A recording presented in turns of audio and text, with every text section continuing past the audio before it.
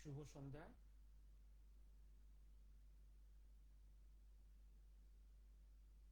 Shubho Sandhya my friends.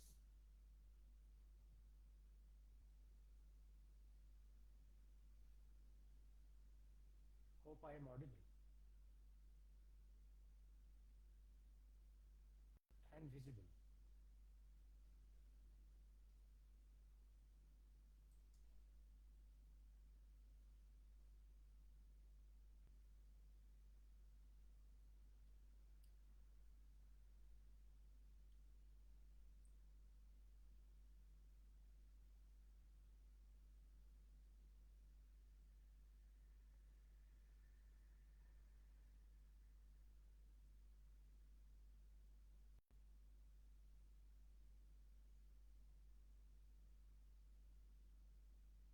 Hope I am audible. Hope I am audible. Any sound? No sound. Why? No sound is coming.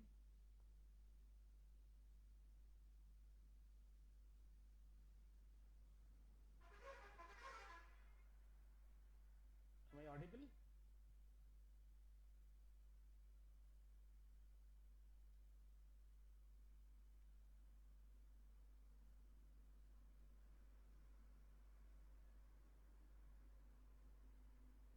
Am I audible?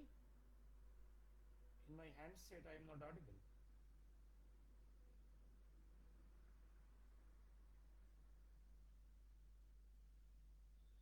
Watching with you.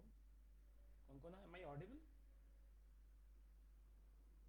But my handset is mute. Why? Audible. Okay, let me continue. But in my handset I am not audible. Anyway.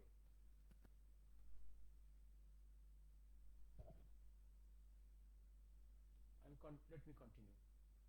আমি গতকাল ভেবেছিলাম আপনাদের সঙ্গে কথা বলবো, সাবজেক্টটা ছিল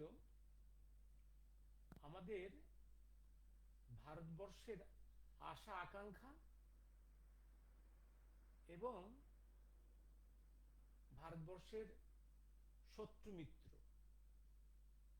সেই আশা আকাঙ্ক্ষায় শত্রু মিত্র ভেতরে এবং বাইরে। আমি গতকাল কথা বলতে পারিনি, আজকেও পারবো না।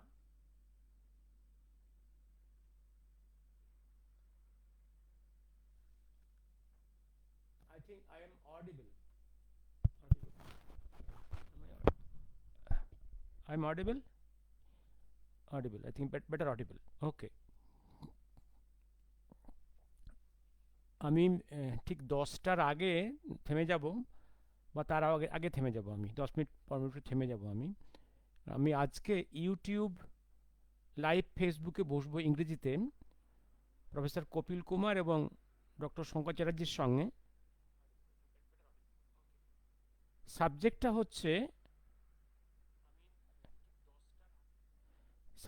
হচ্ছে এই যে বাংলাদেশ যে crisis for Bangladesh itself and for India, এটার কন্টিনিউটি, থার্ড ফেজ।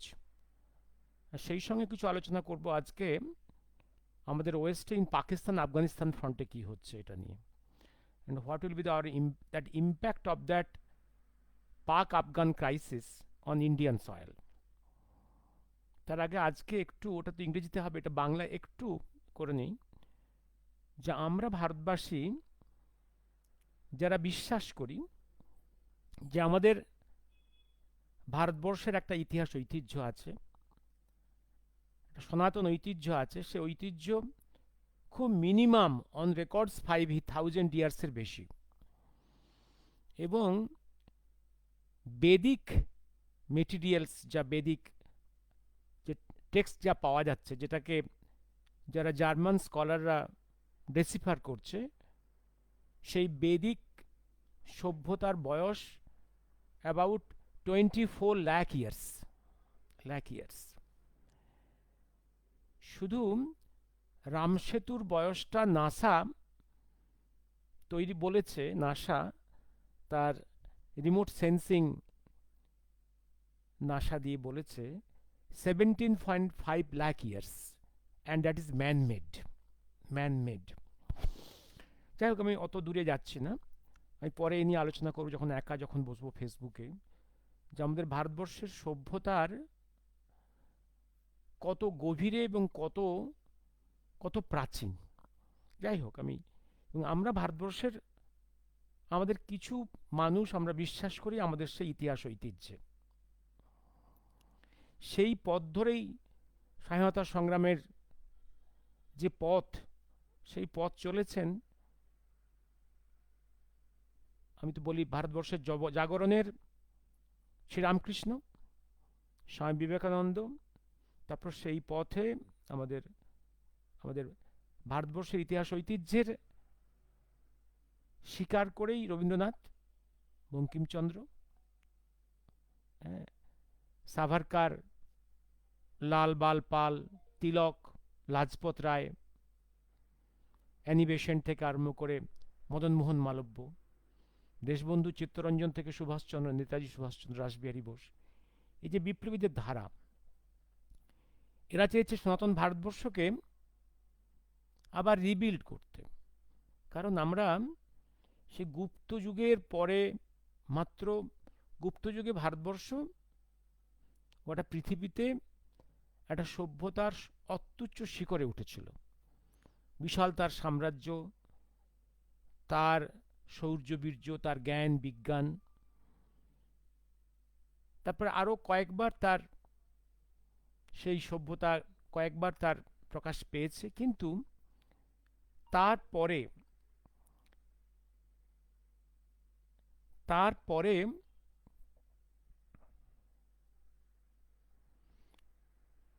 তারপরে এক এলো, হাজার বছর ধরে একটা জিনিস, বুদ্ধের আবির্ভাব। বুদ্ধ ভারতবর্ষকে অনেক কিছু মহান জিনিস দিয়েছে, সব থেকে যেটা ক্ষতি করেছে সেটা হচ্ছে ভারতবর্ষকে ডিফেন্সলেস করেছে। এই ডিফেন্সলেসনেস ভারতের বাউন্ডারিকে উন্মুক্ত করেছে বিদেশি আক্রমণের কাছে। তারপর আস্তে আস্তে হাজার বছর ইসলামী শাসন, তারপর 170 বছর 80 বছর ব্রিটিশের শাসন, আমাদের গরিমা ধ্বংস হয়ে গেছে, জাতীয় যে ইজ্জত অনেকটা খর্ব হয়েছে। আমাদের এই যে বিপ্লবের ধারায়, যে নতুন রেনেসার নবজাগরণের রামকৃষ্ণ থেকে আরম্ভ করে নেতাজি সুভাষচন্দ্র, এই যে ধারা আমরা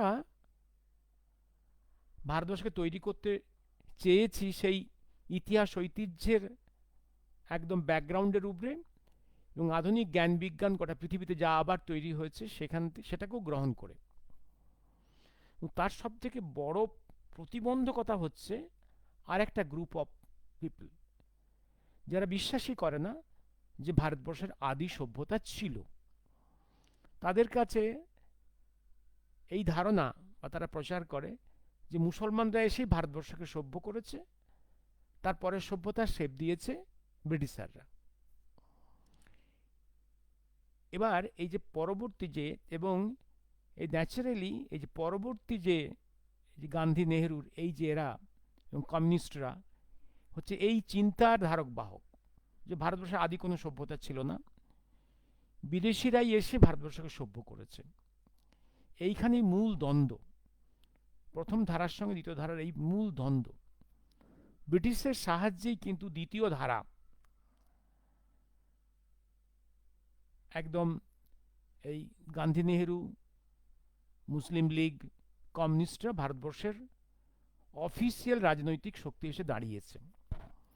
আজও সেই সংঘাত চলেছে, এবং এই যে গান্ধী নেহেরু, মুসলিম লীগ, কমিউনিস্টদের এখান থেকেই যত শিকু মার্কু কঙ্গুদের জন্ম।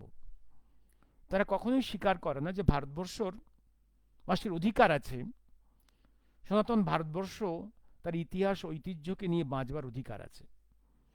তারা সবসময় একদম বর্ডারটাকে ওপেন করে বিদেশ থেকে লোক এনে, আরও লোক এনে ভারতবর্ষকে একদম টেরোরিস্টদের জায়গা করে ফেলা, এবং নিজেদের স্বার্থে এই দেশটাকে আরও ভেঙে খণ্ড খণ্ড করে নিজেদের শাসনকে কায়েম রাখা। নিজেদের ভোট ব্যাংক তৈরি করা। তারা কখনোই স্বীকার করে না, তারা কখনোই স্বীকার করে না যে ভারতবর্ষের একটা নিজস্বতা ধরে রাখার অধিকার আছে। ভারতবর্ষে গত 1300 বছরে আগে যেখানে একটাও মুসলিম কান্ট্রি ছিল না, আজকে 50-51টা মুসলিম কান্ট্রি তৈরি হয়েছে। তাদের ভাষা এই 50-51টা মুসলিম কান্ট্রি তৈরি হওয়ার অধিকার আছে। আবার খ্রিস্টান কান্ট্রি, খ্রিস্টানিটি 2000 বছরে প্রায় 150খানা কান্ট্রি তৈরি হয়েছে, তাদের সে অধিকার আছে। তো সনাতন ধর্ম, সনাতন দর্শন, এটা বহু হাজার বছরের প্রাচীন, তার কোনো অধিকার নেই এই সনাতন ধর্মকে ধরে হিন্দু ভারতবর্ষ তৈরি করার কোনো অধিকার নেই। কিন্তু পৃথিবীতে হিন্দুদের বেঁচে থাকার কোনো অধিকার নেই। কোনো হিন্দুস্থান হবে না, কোনো হিন্দু রাষ্ট্র তৈরি হবে না। 50-51টা মুসলিম কান্ট্রি হতে পারে, মাত্র 1300 বছরের মুসলিম রিলিজনের উপরে বেশ করে, আর 2000 বছরের মুসলিম খ্রিস্টান রিলিজনের উপরে বেশ করে 150খানা খ্রিস্টান কান্ট্রি তৈরি হতে পারে। কিন্তু বহু প্রাচীনতম ধর্ম, দর্শন, জীবনধারার উপরে দাঁড়িয়ে একটা হিন্দু রাষ্ট্র তৈরি করতে তাদের প্রচণ্ড আপত্তি। এই মূল হচ্ছে সংঘাতের জায়গা। এবার সেই সংঘাতে সত্যিকারে যারা সনাতন ধর্মী, যারা জাতীয়তাবাদী, যারা ভারতবর্ষের সত্যিকারের জাগরণ চায়, ইতিহাস ঐতিহ্যকে সম্মান করে এবং আধুনিক বিজ্ঞানকে, জ্ঞান বিজ্ঞান গোটা পৃথিবী থেকে সংগ্রহ করে, তাদের কিন্তু পরাজয় ঘটেছে। পরাজয় ঘটেছে বলেই ভারতবর্ষটা ভাগ হয়েছিল। এই ভারতবর্ষ ভাগের মধ্যে এই শিকুমাকু কঙ্গুদের কিন্তু জয় হয়েছিল। বহু কয়েকশো বছর আগে আফগানিস্তান বেরিয়ে গেছে ভারতবর্ষ থেকে, মুসলিম হয়ে গেছে, সেখানে সব হিন্দুরা কোতল হয়ে গেছে, সব মন্দির ধ্বংস হয়ে গেছে। একসময় ইরান পারস্য ছিল বৃহৎ হিন্দুস্তানের অংশ, এটা সিন্ধুর ওপারে পারস্য দেশ, সেও হাতের বাইরে চলে গেছে। সেখানে ইসলামের এখন ইসলাম সেখানে রাজত্ব করছে, সেখানে সমস্ত সনাতন ধর্মীরা খতম হয়ে গেছে। পাকিস্তান বেরিয়ে গেছে 1947-এ, ইস্ট পাকিস্তান বেরিয়েছে 1947-এ। এমনি করে করে আমাদের সনাতন ভারতবর্ষের অঙ্গচ্ছেদ হয়েছে। আজও শিকুমাকু কঙ্গুদের যা প্ল্যানিংস, তাতে আরও ভারতবর্ষে কোটি কোটি বাইরের লোককে ঢুকিয়ে, মুসলিমদের ঢুকিয়ে, এবং গোটা উত্তর পূর্বকে, কেরলকে, সাউথ ইন্ডিয়াকে, বিভিন্ন অংশকে খ্রিস্টান মিশনের হাতে তুলে দিয়ে খ্রিস্টানিটিকে স্প্রেড করতে সুযোগ করে দিয়ে ভারতবর্ষকে আরও দুর্বল করা, আরও খণ্ড বিখণ্ড করা। ভারতবর্ষে হিন্দুদের নিজেদের ধর্ম আচরণ করার কোনো অধিকার নেই। ভারতবর্ষের হিন্দুদের নিজেদের যে টেম্পলস, হাজার হাজার বছরের পুরনো টেম্পলে কোনো অধিকার নেই। সেই টেম্পলে অধিকার সরকারের। Temples are managed by the government, সেখান থেকে গভর্নমেন্ট ট্যাক্স তুলে নেয়। অথচ ভারতবর্ষে মস্ক, লক্ষ লক্ষ মস্ক আছে, লক্ষ লক্ষ চার্চ আছে, তাদের কন্ট্রোলটা কিন্তু ওদের ধর্মের লোকেদের। Church is control by the Christians and indirectly by Vatican,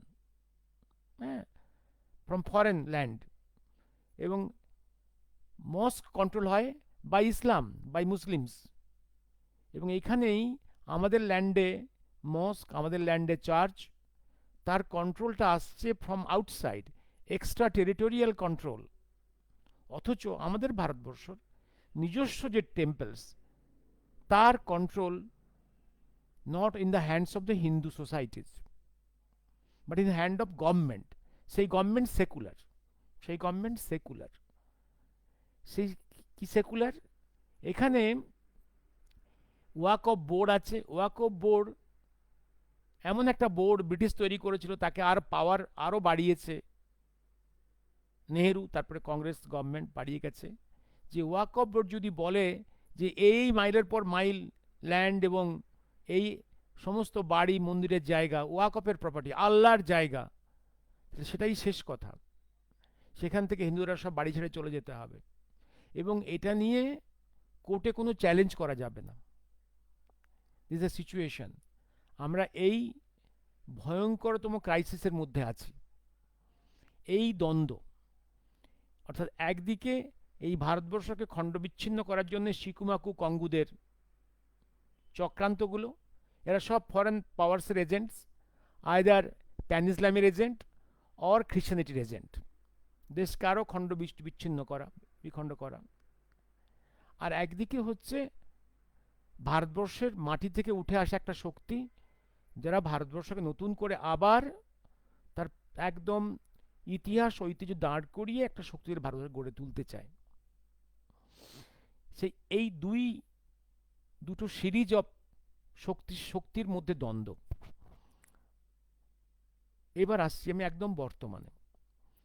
এই দ্বন্দ্বে পার্টিশন অফ ইন্ডিয়ার বহু পরে একটা জাতীয়তাবাদী শক্তি ক্ষমতায় এসছে, তবু 2024-এ কিন্তু একটা আন্তর্জাতিক চক্রান্তে এবং সেই সঙ্গে দেশীয় শত্রুদের চক্রান্তে সেই পার্টি দুর্বল হয়েছে। সেই সঙ্গে আবার যেটা এসে গেছে এই মুহূর্তে, আমাদের ওয়েস্টার্ন বাউন্ডারি পাকিস্তান আফগানিস্তানে একটা ক্রাইসিস দেখা দিয়েছে, তার প্রবলেমসগুলো ইন্ডিয়ার উপরে ইফেক্ট করবে। এবং বাংলাদেশে হাসিনা সরকারকে তাড়িয়ে দেওয়ার পরে যে সিচুয়েশন তৈরি হয়েছে, সেই প্রেক্ষাপটেও কিন্তু ভারতবর্ষের উপরে প্রভাব পড়বে। ওদিকে বার্মাতে আরাকান অঞ্চলে নতুন শক্তির অভ্যুদয় ঘটেছে। এই শক্তি নিয়ে আগেও আলোচনা করেছি, আবার আলোচনা করব। এই শক্তি বিন্যাসটা কি, তাতে ভারতবর্ষের কি উপকার কি ক্ষতি হবে, বাংলাদেশের ডেভেলপমেন্টসের যে পলিটিক্যাল ডেভেলপমেন্টস, তার ইফেক্ট ইন্ডিয়ার উপরে কি পড়বে, এবং পাকিস্তান আফগান ফ্রন্টে যে ক্রাইসিস দেখা দিয়েছে তার ইফেক্ট ইন্ডিয়ার উপর কি পড়বে, এবং ইন্ডিয়ার মধ্যে যে শিকুমাকু কঙ্গু পার্টিগুলো ভারতবর্ষকে কিভাবে আরও দুর্বল করে ভারতবর্ষের কিছু কিছু অঞ্চলে মিনি পাকিস্তান তৈরি করে দেওয়া, ভারতবর্ষের কিছু কিছু জায়গায় একদম খ্রিশ্চান ল্যান্ড তৈরি করে যাওয়া। যেমন নর্থ ইস্টার্ন রিজিয়নের কয়েকটা প্রভিন্সে মোর দেন 90% খ্রিশ্চান হয়ে গেছে, practically Christian land. Paschimbangla, Kerala, গোয়ার কতগুলো জায়গা মিনি পাকিস্তান তৈরি হয়ে গেছে, এবং পশ্চিমবাংলার যে মন্ত্রিসভা চলছে প্র্যাকটিক্যালি একটা ইসলামিস্ট জিহাদি একটা সরকার চলছে। এই ক্রাইসিসটা নিয়ে কি করে আমরা বেরিয়ে আসব, how this problems will tackle in which way, এবং আন্তর্জাতিক শক্তিগুলো কিভাবে আমাদের বিভিন্ন শক্তি আমাদেরকে ইচ্ছের বিরুদ্ধে কাজ করছে, আমাদের স্বপ্নের বিরুদ্ধে কাজ করছে, এবং কিছু কোন কোন শক্তি আমাদের স্বপ্নকে সার্থক করার চেষ্টা করছে, এই নিয়ে আজকে ডিসকাস করব। 10টার পরে আমি এখন থামবো। কটা বাজলো? হ্যাঁ, 50। আমি রেডি হব এবার ইউটিউব লাইভের জন্যে আমি তৈরি হব অ্যাট 10 PM। সাবজেক্টটা এই হবে, now will discuss in English in YouTube. আমি ইউটিউব ফেসবুকের লিঙ্কটা দিয়ে দিয়েছি আমার ফেসবুকে, আপনারা ওইটা ফলো করবেন। ইউটিউব লাইভের থামবো, আমি পাঠাচ্ছি। হ্যালো, আমি পাঠাচ্ছি I am sending.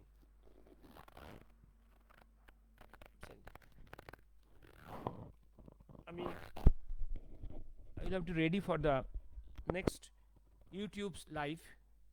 Okay, let me stop here now. এই হচ্ছে সাবজেক্টটা আমাদের। পরে আমি আপনাদের সঙ্গে একদিন পরশু, আশা করি